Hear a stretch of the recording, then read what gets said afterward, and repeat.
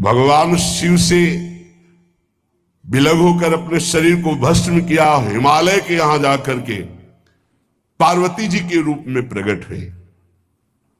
हिमालय पुत्री पार्वती बाल्यावस्था से ही निरंतर ध्यानस्थ रहना शिव अनुराग में। जब किशोर अवस्था हुई, किसी से कोई संभाषण नहीं करती थी माता जी, हर समय भगवान शिव के ध्यान में निमग्न रहना, कठोर तप करना शुरू कर दिया। जो बिल्व पत्र सूख कर गिर जाते थे, माता जी उसको अपने मुख में रख करके पा लेती। एक बिल्व पत्र, अपर्णा, शरीर सूखने लगा। माता जी का नाम अपर्णा, भारी तपस्या। भगवान शंकर को एकदम बोध हुआ कि सती का जन्म पार्वती के रूप में हिमालय के यहां हो चुका है और वो हमारे लिए कठिन तपस्या कर रही है। तो सप्त ऋषियों को बुलाया और उनसे कहा कि जाओ इनके प्रेम की परीक्षा लो। जानते हैं, सब कुछ जानते हुए भी ये होता है। जैसे लोग कहते हैं भगवान जानते हैं अपने भक्त को, तो परीक्षा क्यों लेते हैं? तो पढ़ाया तो टीचर ने है, तो सालाना परीक्षा तो होगी ही कि तुम क्या पढ़े हो। ऐसे ही तुम्हारे प्रेम की परीक्षा होगी। तुम हरि को चाहते हो या हरि की रची हुई माया को? हरि की हुई रची हुई माया में आकर्षित हो गए तो जीरो आ जाएगा। वो हरि की तरफ देखते रहे, माया से बच गए तो नंबर आ जाएंगे। 100 के 100 आते हैं, यहाँ 98 96 नहीं आते। दो ही चैप्टर हैं, हरि पसंद कर रहे हो या हरि की माया। हर भक्त के सामने आता है तो प्रायः लड्डू ही खाने को मिलता है। बचता वही है जो मामे वे प्रपद्यंते माया में ताम तरंती थे, केवल हरि। पार्वती पही जाई तुम प्रेम परीक्षा लेहु, गिरिहि पेरि पठयहु भवन दूरी करेहु संदेहु। हे सप्त ऋषियों, जाओ, हमारी आज्ञा है, पार्वती की प्रेम की परीक्षा लो। यदि पास हो जाएं तो उनको तपस्या से निवृत्त करो। बोलो महादेव जी प्राप्त हो जाएंगे। जाओ भवन को चली जाओ, तपस्या की आवश्यकता नहीं। ऋषियों ने जाकर के पार्वती जी को देखा, मानो मूर्तिमान तपस्या विराजमान हो, अस्थिमात्र हुए रहे शरीर, सूखे पत्ते बिल्व के। मुनि बोले, हिमांचल नंदिनी, इतना कठोर क्या प्राप्त करना चाहती हो? किसकी आराधना कर रहे हो? तुम्हारा लक्ष्य क्या है? यदि हम सुनने के अधिकारी हों तो आप कृपा करके बता सकती हैं। पार्वती जी ने कहा, मन बड़ा सकुचाता है आपसे ये बताने में। आप लोग कहीं मेरी हंसी ना उड़ा दें जो मेरा लक्ष्य है। मैंने भी बहुत सिखाने की कोशिश की, लेकिन मेरा मन नहीं मान रहा, हठ पकड़ लिया है। क्योंकि मेरे गुरुदेव ने मुझे जो आकर के बचपन में बता दिया, मैं वही हृदय से स्वीकार कर ली। मनु हठ परा सुनई न सिखावा, चहत बारी पर भीति उठावा। नारद कहा सत्य सुई जाना, बिनु पंखन हम चाहि उड़ाना। मुनियो, वैसे आप भी हंस दोगे। ऐसा लगता है जैसे हम भारी प्रबल धारा में बालू का बांध बनाना चाहती हैं। कहां भगवान शिव और कहां मैं? मेरे गुरुदेव नारद ने बचपन में आकर के कहा, तुम्हारे पति देवाधिदेव महादेव होंगे। बस मैं तब से अपने पति की प्राप्ति की आराधना कर रही हूं। पता नहीं आप मेरी बात सुनकर हंसेंगे कि मानो बिना पंख के मैं आकाश को छूना चाहती हूं। ऋषि हंस पड़े और कहा, बात तो सही है, पर्वत से उत्पन्न हुई हो तो इसलिए तुम्हारी बुद्धि भी हमें लगता है जड़ ही है। नारद के उपदेश से आज तक किसी का घर बसा है? नारद के उपदेश से किसी का घर बसा है? अरे जिस का उपदेश किया उसको बैरागी बना दिया, गृहस्थी तो बनाया नहीं। नारद उपदेश सुनकर किसी का घर बसा हो ऐसा आज तक प्रमाण नहीं है। देखो, दक्ष के पुत्रों को उपदेश किया, 10,000 एक को 1,000 एक, लौट कर नहीं आए, सब बैरागी बन गए। चित्रकेतु को उपदेश किया, घर चौपट हो गया। प्रहलाद जी को उपदेश किया, पूरा हिरण्यकश्यप का नाश हो गया। नारद सीख जे सुनहि नर नारी, अवसि होई तजी भवनु भिखारी। हमारे गुरु नारद जी की जो सीख सुना बर्बाद हो गया, बाबा जी बन गया, भजनानंदी बन गया। वैसे हम बताएं, नारद जी हैं बड़े कपटी, ऊपर से साधु का चिन्ह है, अंदर से कपट। क्या कपट? उसके संसार का नाश कर देते हैं, भगवान से जोड़ देते हैं। मुझे नारद जी की बात कम समझ में आती है। ये उल्टा बोल रहे ऋषि परीक्षा के लिए, गुरु निष्ठा हटाने के लिए, समझ रहे हो? पार्वती जी ने कहा बचपन में मेरे गुरुदेव ने बता दिया, वही मैं। नारद जी की बात आज तक घर किसका? जो नर नारी नारद की बात सुने भवन त्याग करके भिखारी बन गया, प्रमाण है। उनके वचनों पर तुम विश्वास मान रही हो। महादेव जी को पति निर्गुण नीलाज कुबेश कपाली, अकुल अगेह दिगंबर ब्याली। नारद जी ने तुम्हें भगवान शिव को पति बिल्कुल निर्गुण समझो। निर्गुण को बताओ, दूसरा भी अर्थ होता है और एक अर्थ होता है कि कोई गुण नहीं। नीलाज, नंगे धड़ंगे घूमते कभी कभी। दिगंबर, कोई लज्जा नहीं। कुबेश, भाई सुंदर मुकुट लगाए हो, पोशाक पहने हो, नहीं, चिता की भस्म लगाए, मुन्नों की माला पहने, बहुत बाघंबर डाल लिया, ये कुबेश है। कपाली, मनुष्य के मुन्नों की माला। अकुल, आज तक कोई पता नहीं लगा कि किस कुल के हैं महादेव जी, क्योंकि सब कुलों के मूल है, मूल का मूल वही है, उनके मूल कोई है नहीं। आगे एक दीवाल नहीं है, 60,000 योजन का एक बरगद का पेड़ है, उसी के नीचे रहते। 60,000 योजन, 1 योजन 4 कोस, 1 कोस 3 किलोमीटर। कितना बड़ा वटवृक्ष? कैलाश में एक वटवृक्ष जिसके नीचे रहते 60,000 योजन का। 6 ऋतुएं शोभा देती उसी वटवृक्ष के। और कोई घर तो है नहीं महादेव जी के।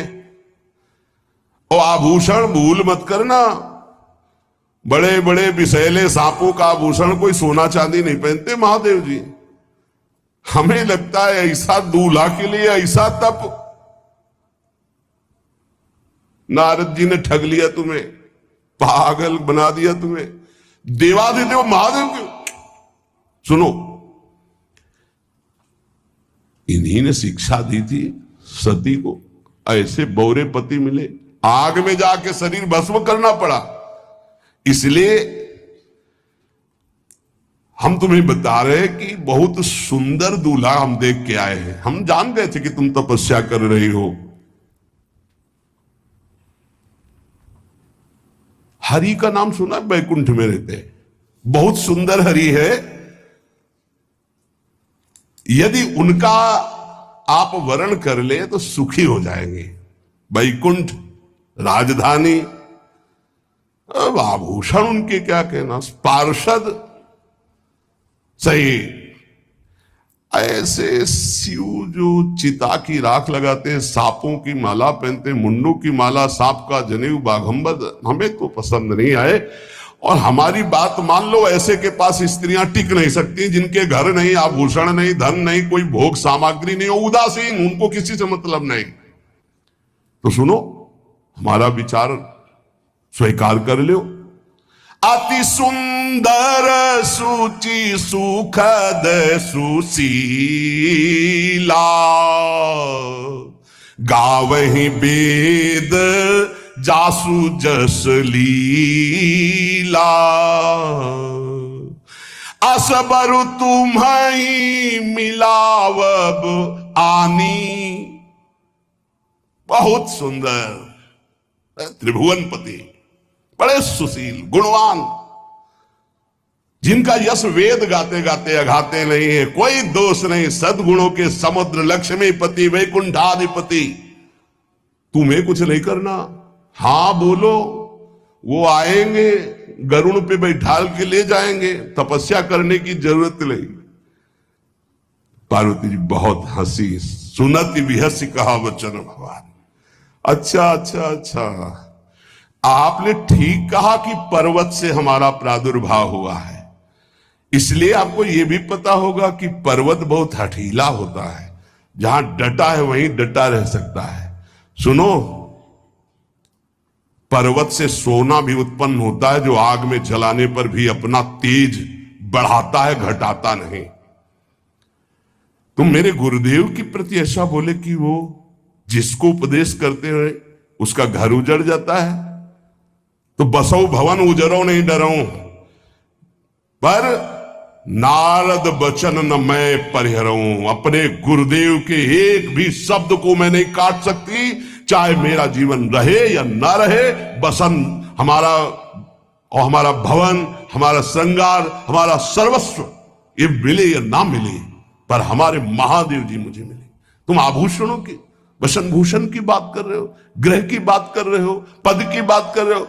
गुरु के बचन प्रतीति न जेहि, सपने हूं सुगम ना सुख सिद्धि तेहि। एक बात तुम्हें बता दूं सप्तऋषियों, जिसे अपने गुरुदेव के वचनों पर विश्वास नहीं, गुरुदेव का भरोसा नहीं, उसे कभी कोई सुख और सिद्धि कदा प्राप्त ही नहीं हो सकती। महादेव ओ गुण भवन विष्णु सकल गुण धाम, जय कर मनुरम जाहि संते ही सन काम। आपने बताया कि महादेव में कोई गुण नहीं है और विष्णु समस्त सद्गुणों के धाम है, मैं मानती हूं, लेकिन मेरा मन महादेव जी से रम गया है। अब तो केवल महादेव जी, पहले मिलते हो सलाह करते तो तुम्हारी बात सुनती, अब तो गुरुदेव नारद जी ने जो उपदेश किया वही मैं करूंगी। अब मैं जन्म संभुहित हारा, को गुण दूषण करे विचारा। ये इष्ट निष्ठा होनी चाहिए। अब तो हमारा जन्म आराध्य देव के लिए, अब कौन गुण दोष का चिंतन करे। जन्म कोटि लग रगर हमारी, बरऊ शंभुनता रहूं कुमारी। करोड़ जन्म लूंगी, अगर इस जन्म में महादेव जी ने मिले तो करोड़ जन्म लूंगी, हर जन्म तप करूंगी, पर हमारे प्रीतम होंगे महादेव, पति होंगे महादेव। तजऊ न नारद कर उपदेशु, आपु कहाई सत बार महेशु। हजार बार आकर के, सैकड़ों बार आकर महादेव जी भी कहें कि अपने गुरुदेव के वचन छोड़ दो, तो मैं अपने गुरुदेव के वचनों का त्याग करने वाली नहीं। आप जा सकते हैं, बहुत जगत में कुंवारी कन्याएं और कुंवारे वर हैं, उनका ब्याह करा दीजिए। मेरी तो केवल एक ही बात रहेगी, हर जन्म महादेव जी के लिए। समस्त सप्तऋषियों ने साष्टांग दंडवत की और कहा, जगदम्बा आप नित्य शिव की अर्धांगिनी, भगवान शिव ने ही मुझे भेजा था आपकी परीक्षा के लिए। जाओ, भगवान शिव सब जान रहे हैं, ब्याह पक्का, अब आपको तप करने की जरूरत नहीं है। तुम माया भगवान शिव, सकल जगत पितुमात, नाई चरण सिर मुनि चले, पुनि पुनि हर्षत गात। प्रणाम करके सप्तऋषि गए, हिमांचल से कहा, सादर अपनी कन्या को लिवा लाओ और ब्याह की तैयारियां शुरू करो। महादेव जी ब्याह के लिए पहले से ही राजी हैं और समस्त देवता ब्रह्मा जी आदि उनके पास जा रहे हैं प्रार्थना करने के लिए। इधर जब पार्वती जी को लेकर हिमालय अपने घर पे आते हैं, तब भगवान विष्णु, समस्त देवता, ब्रह्मा जी कैलाश पहुंचे। जहां भगवान शिव विराजमान थे, सबने स्तवन किया और कहा प्रभु बहुत दिन से एक लालसा है, सकल सुरन के हृदय शंकर परम उछाहु, निज नैनन देखा चाहे नाथ तुम्हार विवाह। भगवान विष्णु ब्रह्मा जी समस्त देवताओं ने कहा प्रभु हम सबके मन में एक उत्साह है, आप दूल्हा हो, हम सब बराती हो, आपका विवाह देखना चाहते हैं। प्रभु ये उत्सव देख ले तो हमारा जीवन सार्थक हो गया, आप हां बोलो। कामदेव के मद को चूर करने वाले आपको दूल्हा रूप में देखना चाहते हैं हम सब। स्वामी का स्वभाव होता है सेवक को सुख देना। पार्वती जी ने अपार तप किया है आपके लिए, आप उनको अंगीकार कीजिए। भगवान विष्णु ब्रह्मा जी की प्रार्थना सुन करके भगवान शिव जी ने कहा तथास्तु, ठीक है ब्याह पक्का। देवताओं ने नगाड़े बजाए, फूलों की वर्षा होने लगी, देवाधिदेव महादेव की जय के नारे कैलाश में गूंजने लगे। सप्तऋषि भगवान शिव के पास आए, कहा प्रभु बड़ी अनन्य है पार्वती जी आपकी, अखंड प्रेम है, हमने बड़ा छल करके उपदेश किया लेकिन उन्होंने कहा कि मैं नारद जी का उपदेश नहीं त्याग सकती, करोड़ों जन्म लूंगी और हर जन्म महादेव जी के लिए। भगवान शिव जी की आंतरिक वृत्ति जो पार्वती जी की प्रीति की है उसे कोई नहीं जानता। बहुत विरह में रहे, ऐसा न समझे कि देवादिदेव महादेव जी परम उदासीन है, नहीं, सती जी के वियोग में बड़ी विचित्र दशा महादेव जी की हुई थी। सप्तऋषि फिर गए पार्वती जी के पास और कहा भी बीच में घटना घट गई, कामदेव गया था महादेव जी की समाधि को भंग किया तो महादेव जी ने कामदेव को भस्म कर दिया, तो अब ब्याह का मतलब क्या रह गया। भवानी ने कहा तो तुम क्या अभी तक भगवान शिव को काम युक्त देखते थे क्या? क्या तुम समझते हो तुम्हारे जान काम अब जा रहा, अरे अब लगे शंभु रहे सभी कारा। तुम्हारी नजर में अभी तक भगवान भिखारी थे और अब काम को भस्म किया है। अरे हमने भगवान शिव की आराधना की, हमारे जानी सदा शिव जोगी, अज अनवद्य अकामो अभोगी। मैंने तो शिव को सदा ही योग संपन्न ब्रह्मबोध देखा है। वचन और कर्म से, मन से मैंने यदि भगवान शिव को अपना स्वामी माना है, योगी, अजन्मा, अनिंद्य, काम रहित, भोगहीन, तो निश्चित मुझे प्राप्त होंगे। भगवान शिव के पास फिर सप्तऋषि गए, बोले प्रभु गजब की निष्ठा है, केवल आपके प्रति प्रेम है। ब्रह्मा जी ने लगन रची, सप्तऋषियों को बुलाया और कहा ब्याह दोनों तरफ, ये लड़की पक्ष की लगन, ये वर पक्ष की लगन। ब्याह तय हो गया, दिन नक्षत्र घड़ी, नगाड़े बजने लगे देवताओं के लिए, सुमन वृष्टि हुई। ब्रह्मा जी ने सबको बुलाया, हिमालय ने सबको निमंत्रण दिया, बड़े बड़े पर्वत भेंट लेके आ रहे हैं, बड़े बड़े रसनिधि समुद्र भेंट लेकर के आ रहे हैं। वहां भोजन पान के लिए हिमालय के पास कोई कमी थोड़ी थी, रस की नदियां बह रही थी, विविध प्रकार के रस, विविध प्रकार के फल, विविध प्रकार के भोग वहां सब व्यवस्थित किए जा रहे हैं। ब्रह्मा जी ने कहा देखो सबसे पहले नारायण की समाधि रहेगी, दूल्हे की नहीं रहेगी, नहीं तो गाली ही पड़ेगी। हिमालय के यहां प्रवेश पाने के लिए बरातियों में सबसे पहले नारायण, फिर देवराज इंद्र का परिकर, वायु देवता, अग्नि देवता, सबसे पीछे दूल्हा की बारात। बात तय हो गई, ऐसे ऐसे सब लगे संवारन सकल सुर, वाहन विविध विमान, हो ही सगुन मंगल सुबद, करही अप्सरा गान। सब अपने अपने वैभव संपन्न सब तैयार हो रहे हैं। बोले महाराज दूल्हे को तैयार किया जाए। शिवहि शंभुगन करहि सिंगारा,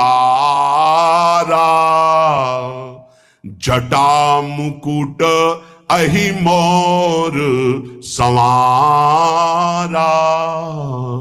कुंडल कंकन पहिरे ब्याला, तन विभूति पट के हरि छाला। शशि ललाट सुंदर सिर गंगा, नयन तीन उपवीत भुजंगा। गरल कंठ उर नर सिर माला। अशिव वेश शिव धाम कृपाला।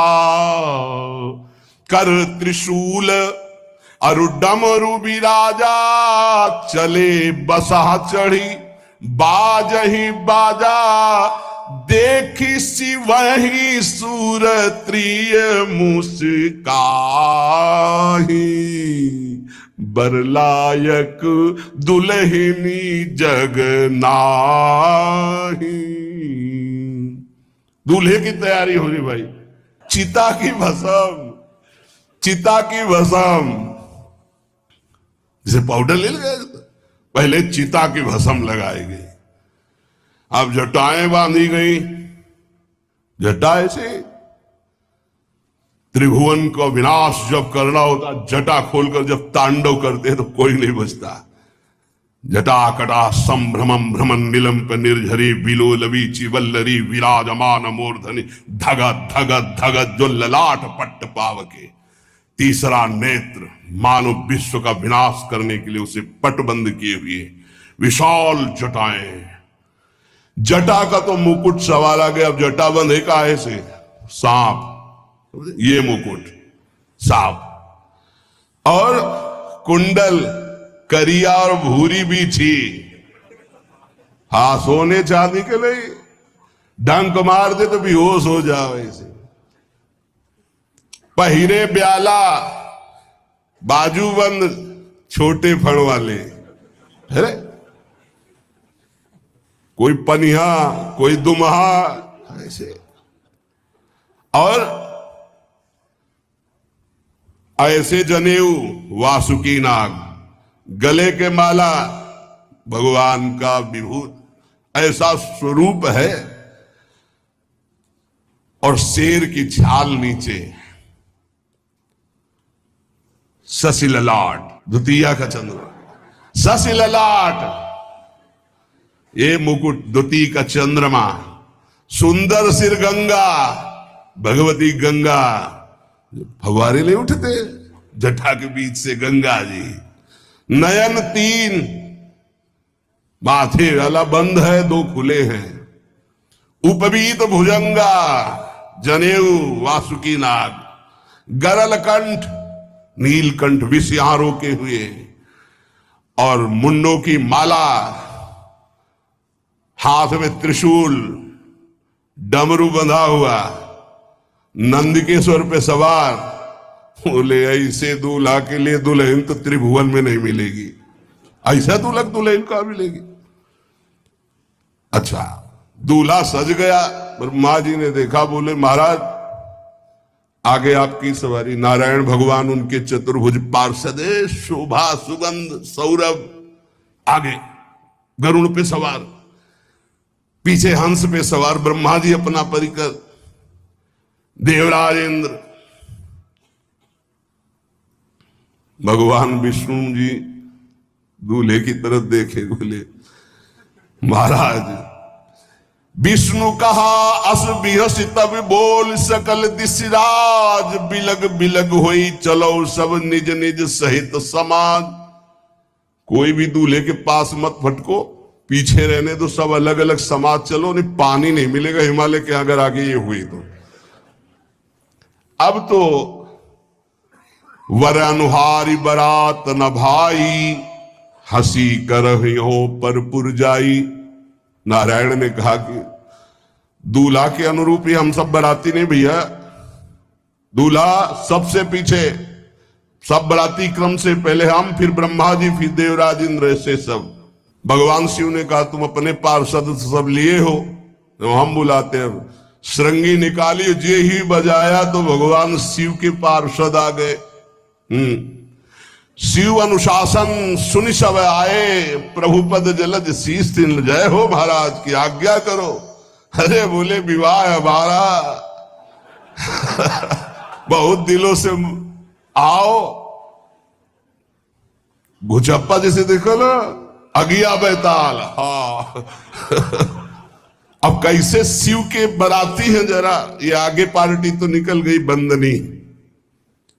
ये जो भगवान शिव ने बुलाया बरातियों को, अपने साथियों को मुखहीन विपुल मुख काहू, बिनु पद कर को बहुपद बाहू, विपुल नयन को नयन विहीना, रिष्ट पुष्ट को अति तन खीना। किसी के एक को मुख नहीं, केवल मांसई का पिंड है, और किसी के पूरे शरीर में मुख है। किसी के एक भी हाथ पैर नहीं है, लुढ़कता चल रहा है, और किसी के बहुत से हाथ पैर हैं। किसी के नेत्र नहीं है, किसी के बहुत नेत्र हैं, बड़ा विचित्र। किसी के हड्डी है तो कोई बहुत मोटा है, कोई बहुत पतला है। तनखीन को अति पीन, पावन को अपावन, गति धरे भूषण कराल, कपाल कर सब सद्य सोनित तन भरे। खरस्वान सुमर सुकाल, मुख गण भेष अगणित को गने, बहुजिनस प्रेत पिशाच जोगी, जमात बरनत नहीं बने। पिशाचिनी खून लपेटे नाच रहे, भगवान शिव का विवाह। और भूत और किसी के सुअर के मुंह, किसी के कुत्ता के मुंह, किसी के गधा के मुंह, बड़ा विचित्र भेष भगवान के शिव के पास। नाचहि गावे गीत, कौन अप्सरा गंधर्व नहीं, परम तरंगी भूत हो, ऐसे बच रहा है। ये गान हो रहा है, हड्डी हड्डी है भूत की, भगवान शिव के सामने नाच रहा है, गा रहा है। कैसा शोभा होगी, खून लपेटे पिशाचिनी, अगिया बैताल, रोड लाइट, अगिया बैताल, भगवान शिव की बारात। भूत प्रेत बड़े मौजियल, स्वामी का विवाह हो रहा है, खूब छिड़क कर नाच रहे, देख ले तो मूर्छा आ जाए। अब बनी है बारात, तो जस दूल्हा तस बनी बराता। बाजा कौन बाज रहे हैं? कोई गाल बजा रहा है, कोई मुंह बजा रहा है, और बैंड थोड़ी बज रहे हैं। कोई चीख रहा है तो जैसे अलग अलग नहीं, तुरही बज रही, ये बज, वहां कोई बाजे नहीं, सब भूत है, भूत प्रेत पिशाचिनी, ऐसे स्वर निकल रहे हैं। अब भगवान श्री चले नंदिके पर सवार होकर, जस दूल्हा तस बनी बराता। हिमालय बड़े उत्सव में है, देवाधिदेव महादेव जी की महिमा हिमालय की पत्नी से नारद जी ने सब सुना रखी है।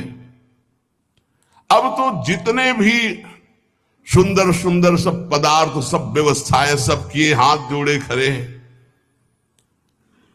जगदम्बा जहां विराजमान है, वहां सिद्धियों की कौन सी कमी है। ये हुआ कि जय हो बारात पधार रही है, सामवेद का गान करते हुए गरुड़ पर विराजमान भगवान नारायण। सब हिमालय वासी ओहो धन्य है, धन्य, यही दूल्हा है, बाराती है।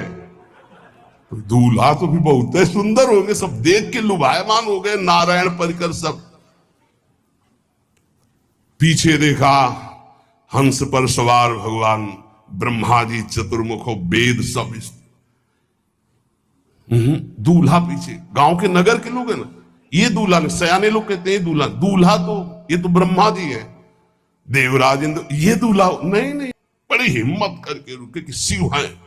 लेकिन जो नौजवान बालिका, बालिकाएं, बूढ़ी, नौबहुएं, ये को वहां मंगलाचार में नहीं टिकी, सब अगवानी पे भाग पड़ी।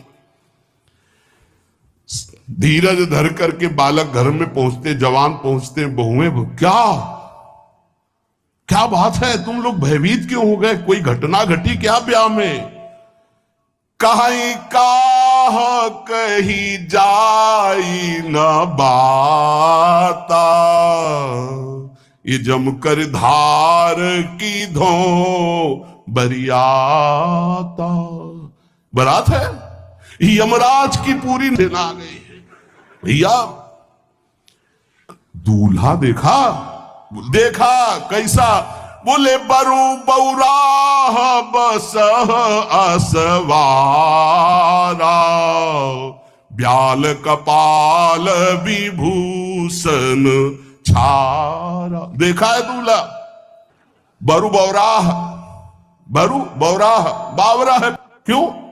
बैल पे सवार है, सांप की माला पहले, भस्म चिता की लगाए, मुंडों की माला। अरे पूछो मत, ऐसा दूल्हा। दूल्हे के शरीर तन छार ब्याल कपाल भूषण नगन जटिल भयंकरा, संगभूत प्रेत पिशाच जोगिन विकट मुख रजनी चरा। जी के लौट के बता रहे, भाग्य मनाओ, जो जियत रहा है बारात देखत, पुण्य बढ़ते ही कर सही।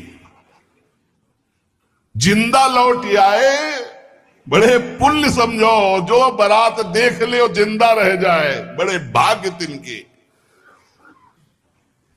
देखी सोमा विवाह घर घर बात सब लड़कन, सबने कहा कि अगर दूल्हा को बाराती को देख के जिंदा रह जाए तो विवाह देख पावेगा, मतलब जिंदा नहीं रहेगा। जो बड़े बुजुर्ग थे वो समझा रहे, देखो भगवान शिव हैं, ये उनकी समाज है, सबको वास दिलाया गया। अब आरती करने के लिए, सुमंगल गाने के लिए नवीन नवीन स्त्रियां पार्वती जी की माता के साथ आ रही हैं। मैना सोने की थाल है, बड़ा आनंद है दूल्हा का प्रथम दर्शन। और आरती लेके जे भी देखा दूल्हा को, यही दूल्हा है, हां। भारी रोष पैदा हुआ कि नारद जी ने बर्बाद कर दिया हमारा घर, हमारी बिटिया सूखे पत्ते खा के इसके लिए भजन करती रही। मैना जी ने पीछे मुड़ के देखा, एक भी नहीं स्त्री थी, अकेले थाली लिए खड़ी थी। लौट के आई, उन्होंने कहा कि सब भाग्यों पड़ी, बोले प्राण बचाए, ऐसे ऐसे करिया फुसकार रहे थे। कोई थाली पटक दी, आरती की गई, पार्वती जी को गोद में बैठाला और रोने लगी। बिटिया ऐसे के लिए भजन किए हो, ऐसे के लिए तपस्या किए हो? आंसू भर के कहा कि विधाता की बुद्धि मारी गई, जिसने तुम्हारी जैसी सुंदर कन्या, वो ऐसा बावरा दूल्हा, ये संयोग रचा है, बुद्धि खराब हो गई ब्रह्मा की। कसकीन बरु बौराह विधि जय तुम्हें सुंदरता, त्रिपुर सुंदरी भगवती पार्वती जी। अरे जो फल लगना चाहिए कल्प तरु में, वो बमूर में लग रहा है। ये आज वही दिल उत्सव, ब्याह का उत्सव भगवान सिंह। अच्छा तो मेरा निर्णय सुन लिया जाए मैना जी का, अगर मेरी बात नहीं मानी गई तो हिमालय के शिखर से अपनी बेटी को लेकर गिर के आत्महत्या कर लूंगी, ब्याह नहीं होने दूंगी, फाइनल। तुम सहित गिरते गिरो पावक जरो, आग में जल जाऊंगी अपनी बेटी को लेके, समुद्र में डूब जाऊंगी, लेकिन ऐसे बोरे बोरा जो ये बर है इसके साथ ब्याह नहीं होने दूंगी, पक्का। सब रोने लगी मैना जी का आदेश सुनकर। मैना जी कहती, हाय मैंने नारद जी का क्या बिगाड़ा था, नारद कर में काह बिगाड़ा, भवन मोर जिन बसत उजारा। कितना बढ़िया सब चल रहा था, बेटी को उपदेश किया कि वर तुम्हारे शिव देवाधिदेव महादेव, बर्बाद कर दिया सब। ऐसा दूल्हा सच्ची मैं ठगी गई नारद जी के द्वारा, पर अब अपना घर बर्बाद नहीं होने दूंगी। क्या जाने नारद जी बेटी का प्रेम क्या होता है, बांझ कभी प्रसव की पीड़ा जानती है, क्या जाने बाबा जी है हमारी बेटी हो ऐसा दूल्हा। जब देखा कि मां बहुत गुरुदेव को उल्टा सीधा बोल रही है, तो उन्होंने कहा माता विचार पूर्वक, जननी ही बिकल विलो की भवानी, बोली जुत विवेक मृदुबानी। मां विचार पूर्वक, तुम क्यों ऐसा आलाप कर रही हो? अगर मेरे भाग्य में ऐसा पति लिखा है तो तुम टाल नहीं सकती। कर्म लिखा जो बाउर ना हो, तो कत दोष लगाई काहू। तुम सन मिटे की विधि के अंका, व्यर्थ ले हो जन मातु कलंका। मां मेरे भाग्य में ऐसा ही लिखा है, आप व्यर्थ में क्यों रो रही? जब पार्वती जी की ऐसी करुण बात सुनी तो सब स्त्रियां रोने लगी, विधाता को दोष लगा रही। नारद जी के पास हिमालय गए, बोले हम तो संभाल लेंगे, घर में सब गड़बड़ हो गया। अरे इनको समझाते कि ठीक से आते, कैसे आए हैं ये, जैसे विनाश कर ले आए हो। अरे ब्याह कर ले आए, घर में सब बिगड़ गया, मैना बिखर गई, ब्याह बंद, अब नहीं होगा, संभालो जाके। नारद जी गए और जाकर के मैना को कहा, देखो ये इनका बाहरी रूप है, ये जो आपके यहां पार्वती के रूप में जन्मी, ये नित्य इनकी अर्धांगिनी सती है, जो यज्ञ भवन में शरीर छोड़ करके आपके यहां जन्मी, ये इनकी नित्य संगिनी है। आप ऐसा शोक मत कीजिए। नारद जी विविध प्रकार से माता को समझाया। इनके द्वारा एक भ्रम हो गया था, तो इनको शरीर त्यागना आवश्यक हो गया। जब भगवान श्री राम सिया जी के लिए हे खग हे मृग हे मधुकर श्रेणी, तुम देखी सीता मृग नैनी, ऐसा पुकार रहे, तो भगवान शिव ने प्रणाम किया और सती जी के मन में संशय हुआ। सती जी ने सीता वेश धारण किया। जब भगवान शिव ने जाना तो उसी समय त्याग कर दिया था कि अर्धांगिनी रूप में अब कभी स्वीकार नहीं करो, क्योंकि पूज्य माता का रूप आपने धारण किया। तो मूल बात ये थी, इसीलिए योगाग्नि में जाकर शरीर को भस्म कर दिया और आपके यहाँ पार्वती जी के रूप में जन्मी है। जब नारद जी ने बताया कि आप बिल्कुल धैर्य रखिए, भगवान शिव का वैभव आपने देखा नहीं, ये इनका बाहरी रूप है, समझाया मैना को, तसल्ली के। बोले अभी दूल्हा रूप आपको दिखाते हैं, आप चुप रहिए। तब मैना के हृदय में कुछ शांति हुई। जितने गांव के नगर के सब लोग थे, सबको सूचना पहुंची, डरो मत, भगवान शिव है, ये लीला कर रहे हैं। अभी नारद जी गए और बोले विवाह करना है कि नहीं करना, शंकर जी से कहा। बोले भाई इसीलिए, बोले ये सब बंद करो आप, ये रूप से विवाह होता है? वह हमारी सारी जो बिचौलिया हमें पीट रहे हैं, हम उधर जाओ तो उधर, ये रूप हटाओ। बोले कौन सा रूप धारण करें?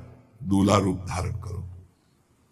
भगवान शिव ने जे भी, बहुत सुंदर शिव है, कर्पूर गौरम जैसे ने चिदानंद, 16 वर्ष की अवस्था, हाथ में दर्पण और अद्भुत मुकुट धारण की हुई, जटाएं ढकी हुई, गौर वर्ण, वो सुंदर रूप जो देखे सो मोहित हो जाए। ध्याये नित्यम महेशम रजति किरणिभम चारु चंद्रावतन सम। कैसा सौंदर्य रूप महादेव जी का। चलो अब जो देवनार के लिए सब शुभ नौवधुएं सब मैना जी को बुलाया, देखो दूल्हा आ रहे हैं, एक एक कदम ऐसे चल रहे, संभाल संभाल के जैसे चलना सीख रहे हो। तांडव करने वाले चरण है, पर नारद जी ने तो अब नहीं, नौ किशोर अवस्था, हाथ में दर्पण, वो सुंदर रूप भगवान शिव का, एक एक कदम बारात में जो देखे सो मोहित। मैना ने कहा हो अहो भाग्य, ऐसे दूल्हा। बोले वही हैं जो नंदी पे सवार थे, इनके स्वरूप को जानना बड़ा कठिन है। अब जो सुंदर जीवनार हुई बरातियों के साथ भगवान शंकर की बड़े मधुर गीत गाए जा रहे हैं। मुनियों ने फिर हिमवान को लगन पत्रिका सुनाई। विवाह का ठीक समय देख करके समस्त देवता और वेद स्वयं मूर्तिमान होकर वेद उच्चारण कर रहे हैं। भगवान शिव का पाणी ग्रहण संस्कार हो रहा है। पार्वती जी जब श्रृंगार करके सभा में आई ब्याह मंडप पे, तो कोई ऐसा नहीं था जो देखकर मोहित ना हो गया हो। त्रिपुर सुंदरी अंबा है, लेकिन सबने उनके श्री चरणों में सर झुकाया, क्योंकि जगदात्मा महेश पुरारी जगदंबिका जानि भव भामा सुरन मनन मन कीन प्रणाम। ऐसा सुंदर रूप अंबा जी का त्रिपुर सुंदरी है। जब वो दुल्हन रूप में पधारी, कोई भी ऐसा नहीं था जो एक बार देखकर मोहित न हो, पर सब श्री चरणों में, क्योंकि जगदंबिका है, भगवान शिव की आद्या शक्ति है।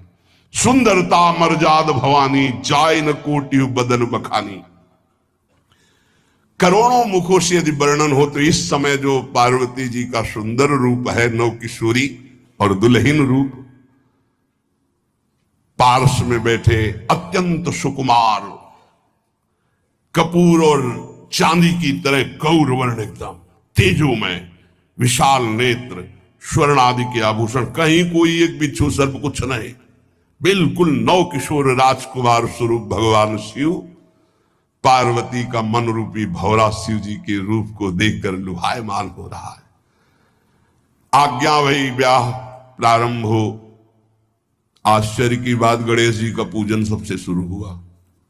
लियो, मुनि अनुशासन गणपति पूजे शंभु भवानी गणानान्त्वा गणपति ग्वंघवामहे प्रियानान्त्वा प्रिय।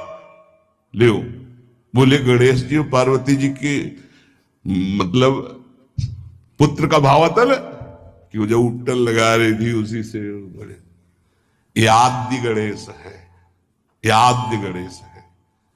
जैसे आदि ब्रह्म, जैसे आदि ब्रह्म स्वरूप ये गणेश है। भगवान शिव और पार्वती जी ने प्रथम गणपति पूजन किया। मुनि अनुशासन गणपति पूजे शंभु भवानी कोसुनि संशय करे जनी। ये अनादि जी जान, कोई संशय मत करना कि वो पुत्र है जो पार्वती जी से प्रकट हुए। बोले नहीं, ये अनादि गणपति का पूजन हो रहा है जो ब्रह्म गणपति है। जस विवाह कै विधि श्रुति गाई महामुनिन सो सब करवाई। गही गिरीश कुश कन्या पानी भवई समर्पी जानी भवानी। पाणी ग्रहण संस्कार किया, कन्यादान। ये बहुत बड़ा गृहस्थ धर्म में परम पावन है। देखो, जो हमारी पूर्व धर्म मर्यादा की संस्कृति कितनी पावन संस्कृति है, जिसको आज हम भूलते चले जा रहे हैं। मनमानी आचरण कर मर्यादा है, पाणी ग्रहण कर रहे, कुछ जल मंत्र, ब्रह्म ऋषि साक्षी, फिर पाणी ग्रहण। पाणी ग्रहण जब कीन महेशा ये हर से तब सकल सुरेशा। वेद मंत्र मुनि बर उच्चरहि जय जय जय शंकर सुर करहि। बाजहि बाजन विविध विधाना। सुमन वृष्टि नभ भय विधि नाना। जिस समय पाणी ग्रहण भगवान देवादिदेव महादेव रंबा पार्वती का हुआ, समस्त देवता मुनिगण वेद मंत्र उच्चारण करते हुए जय हो जय हो जय हो, विविध बाजे बज रहे, पुष्पों की वर्षा हो रही। हर गिरिजा कर भयउ विबाहु सकल भुवन भरी रहा उछाहू। भगवान शिव और पार्वती जी का विवाह संपन्न हुआ। बहुत कुछ श्री चरणों में भेंट रख करके हिमांचल ने प्रार्थना की, प्रभु आप तो कृपा के समुद्र हैं, अगर मेरी पुत्री से कभी कोई गलती हो जाए तो क्षमा करना। नाथ मामम प्रांशम ग्रह किंकरी करेहु क्षमेउ सकल अपराध हुई प्रसन्न वरुदेव। हे शिव, आपसे एक ही प्रार्थना है, मेरी पुत्री अबोध है, कभी कोई गलती कर दे तो हे नाथ मैं क्षमा चाहता हूं, मेरी पुत्री से कभी आप रुष्ट मत होना। बहुत प्रकार से भगवान शिव ने उनको आशीष दिया, ढांढस बंधाया। फिर भगवान शिव और उमा आनंद पूर्वक कैलाश पधारे। चरित सिंधु गिरजा रमन, वेद न पावहि पारू, बरने तुलसी दास किमि अतिमति मंद गवा। कह रहे भगवान शिव की महिमा को तो वेद नहीं पार पा सकते। गोस्वामी तुलसीदास जी कह रहे मैं भला उस महिमा को कैसे गा सकता हूं, मैं तो गवार बुद्धि का हूं। भगवान शिव और माता पार्वती जी आज भी अब भी कैलाश में विराजमान है। हर गिरजा विहार नित नयऊ, यही विधि विपुल काल चले गए हो। भगवान शिव और पार्वती का जो मंगल में विवाह सुनेगा, भगवान के चरणों में प्रीति, समस्त पापों का नाश होकर हृदय की निर्मलता, हरिहर में प्रीति निश्चित प्राप्त होती है। क्योंकि परम वैष्णवाचार, परम बोध संपन्न जगत गुरु भगवान शिव की लीला हृदय के अहंकार को मिटाती है। ये अहंकार के अधिष्ठात्र देवता है भगवान शिव, और जब तक अहंकार रहता है तो हरि के चरणों में या प्रियाजू के चरणों में प्रीति नहीं होती। सुनहु राम कर सहज स्वभाव, जन अभिमान न राखे काहो। तो भगवान शिव जिस पर कृपा करते तो अहंकार का अपहरण कर लेते हैं और दैन्य भरी भक्ति हरि के चरणों में हो जाती है। इसीलिए भगवान श्री राम अपनी अयोध्या वासियों से हाथ जोड़कर कहा, और एक गुप्त मत सबई कहो कर जोरी, शंकर भजन बिना नर भगति न पावे मोरी। भगवान शिव और पार्वती का ब्याह संपन्न हुआ, आज भी कैलाश में नित्य विहार करते हुए विराजमान है। ऐसे उनके चरणों को प्रणाम करके अपने आराध्य देव के चरणों में प्रीति मांगते हैं।